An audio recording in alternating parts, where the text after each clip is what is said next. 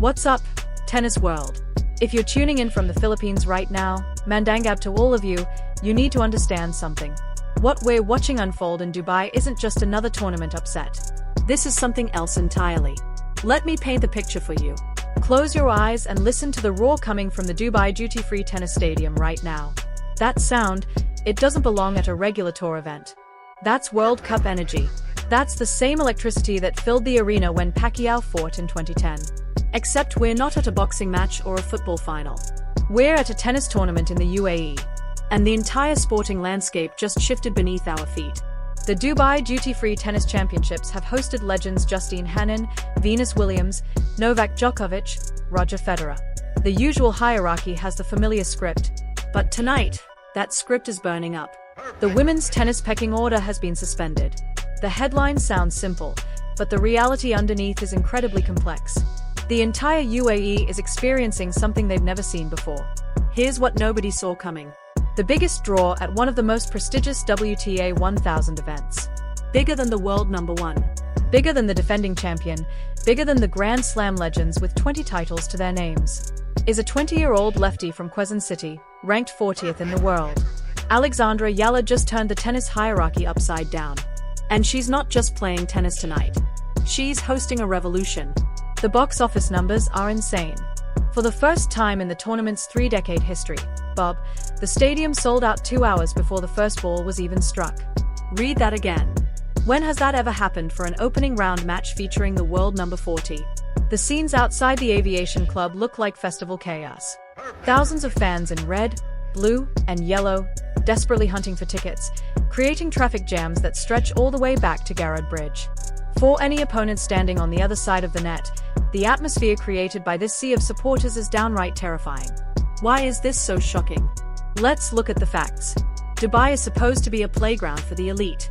The corporate sponsors, the VIP boxes, the champagne-sipping celebrities. They usually come for the household names. But in 2026, they are all here for Eala. Think about how wild that is.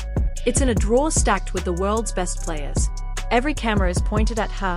The VIP boxes are requesting Eala matches. Corporate sponsors are scrambling to get their logos visible during her games. The entire energy of this tournament orbits around one person, and she's ranked 40th in the world. Tonight, the Eala they've built this city, worked its hotels, staffed its hospitals, funded its growth for decades. And tonight, they finally have their queen. This isn't a neutral venue anymore. They are not just spectators, they are the home crowd. Dubai just became a Philippine fortress in the Middle East. And an Alexandra Eala is standing at the center of a cultural earthquake. I spoke to a tournament official off the record just minutes ago.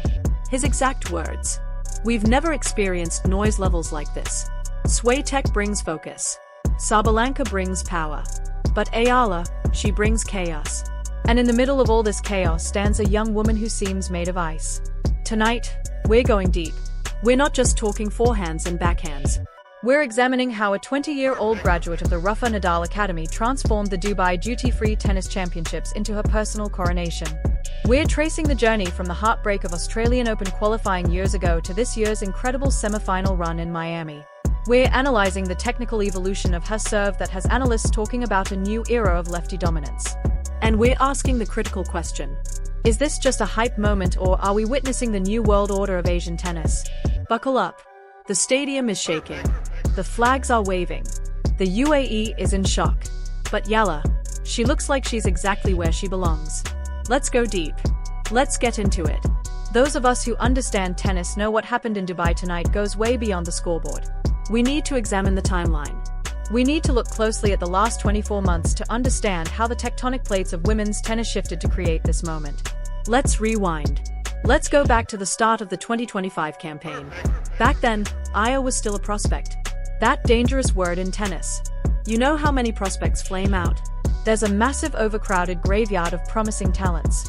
For every player who breaks through, the 10 others stall between rankings 150 and 200, grinding away on the ITF circuit, ignored by mainstream media. Working in obscurity, Eala was hovering. She had the pedigree junior US Open champion, Rafa Nadal Academy graduate. But the transition to the Pro Tour is a cruel, merciless beast. The speed is faster, the physical demands are crushing, and the mental toll is even greater. Then came Miami in March 2025. If you're writing Eala's biography 20 years from now, the Junior Grand Slams are Chapter 1. But Miami 2025, that's Chapter 2, where the girl became a killer. She walked in as a wild card. People rolled their eyes. Another wild card for a marketable youngster, they thought. What did she do? She didn't just win. She demolished the hierarchy. Beating one Grand Slam champion in the first round is an anomaly. Doing it consecutively sends a message. Taking down players like Agathe and Madison Keys, that's a declaration of war. What we saw in Miami is being magnified here in Dubai tonight. We got introduced to the lefty nightmare.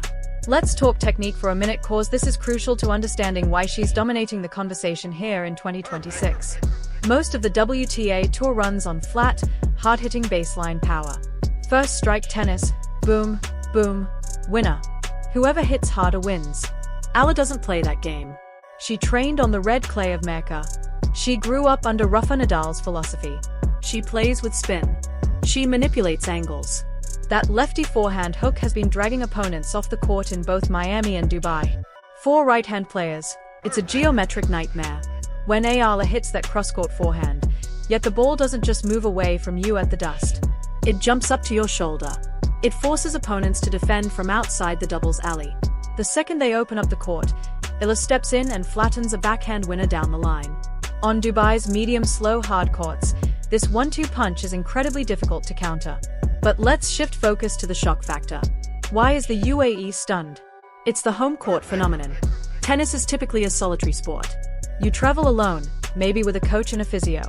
You play in front of polite crowds in New York, Paris, or London who applaud when you hit a nice shot. But Dubai's demographic reality has created something unprecedented in tennis. Approximately 700,000 Filipinos live in the UAE. These people have immense national pride. And we've seen glimpses of this in boxing matches and basketball leagues, but never in tennis.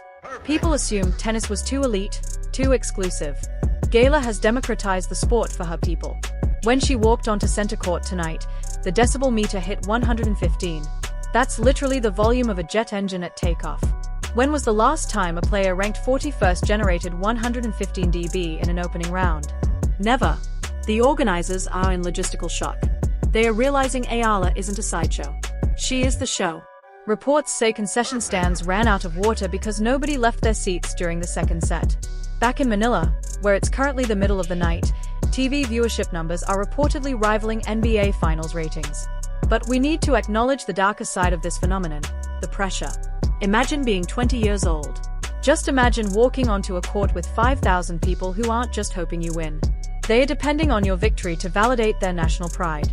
That's the weight of being the main attraction. We saw Naomi Osaka go through this. We watched Emma Raducanu struggle with this. The weight of expectations can crush undeveloped spines. But Eala appears different. And here's my theory. During her time at the Rafa Nadal Academy, she learned more than just a forehand. She learned how to suffer. Topspin was never Nadal's greatest weapon. It was his ability to embrace the battle. Watch Eala's face tonight. In the first set, she went down a break and the crowd gasped. The UAE held its breath. Is the dream over? What did she do? She adjusted her strings. She wiped her sweat. She looked at her box without a trace of fear. But then she turned to face her opponent with this grim, fearsome, competitive smile. She broke right back immediately. This mental toughness is what separates the main attraction from the flash in the pan. Let's look at the matchup dynamics here in Dubai 2026. This year, the courts are playing slightly faster. This should favor the big servers, the Sabalenkas, the Rybakinas of the world, but Eala is neutralizing them. How her return positioning? I was one of the analysts criticizing her serve 2 years ago. We called it a liability. We said it was attackable. We were right at the time. But the 2026 Alexandra Eala serve is completely different. She's added almost 10 km/h to her first serve. More importantly though, she's mastered the slice serve out wide on the ADC court during the crucial moments of tonight's match. So she went to that slice 3 consecutive times. It drags the returner so far off the court that even though it's rarely an ace, Eala's next shot goes into an open court. That's not just technique, that's tactical genius. Now let's watch. The top seeds get paid to show up and sell tickets. But this year, the return on investment has completely flipped. The players who were paid enormous appearance fees are playing to half-empty stadiums in the afternoon sessions. Meanwhile, Eala, who probably earned a small fraction of those fees, is the one selling out the night session. This has profound implications for the tennis business as it's sending a message to tournament directors in Doha, Tokyo, Beijing, and even Indian Wells that star power is shifting. It's no longer just about ranking points, it's about connection. Eala connects. She does post-match interviews in Tagalog. She acknowledges the OFWs, the overseas Filipino workers. In a city like Dubai that's built on the labor of expatriates, her us against the world story resonates deeply. So when you see the headline about how she shocked the entire UAE, understand this. It's not shocking that she's winning. What's shocking is that she's taken the tournament hostage. She's hijacked the event. This isn't the Dubai Duty-Free Tennis Championships this week. It's the Alexandra Eala Invitational. I want to highlight one specific moment from tonight's second set that encapsulates everything. 3-all deuce, a critical game. Eala had fought off 4 break points. Her opponent hit a ball that clipped the net cord and dribbled over. A lucky shot that's tough to retrieve. Most players would shrug. Some would throw a racket. Eala ran. She didn't just run. She exploded from the baseline. She reached the ball inches before the second bounce and lobbed it over her opponent's head, landing it right on the baseline. The stadium didn't cheer, they detonated. The cameras shook from the guttural roar. And at that precise moment, her opponent's face said everything. She'd mentally checked out of the tennis match. She was fighting a gladiator in a coliseum, and the lions were on the gladiator's side. That's the Eala effect. Technical excellence driven by emotional warfare. And looking ahead at the draw, the shock is turning into concern for the rest of the field. Who wants to face her? Who wants to enter this environment? If she wins this tournament, and I'm going on record to say she can, it'll be the biggest Asian tennis victory at this level since Lena. It'll be a signal that a new superpower is emerging. But even if she loses tomorrow, even if the tank runs empty, the damage is done. The point is made. The shock is recorded in history. Eala came to the desert and brought the storm with her. Let's step back and think about the future as we close this first report from a vibrating electric Dubai. Tonight was more than just a match. It was a signal flare. Tennis has been searching for the next wave of global engagement for years. We've focused on Europe. We focused on the United States. But maybe we've been looking in the wrong direction.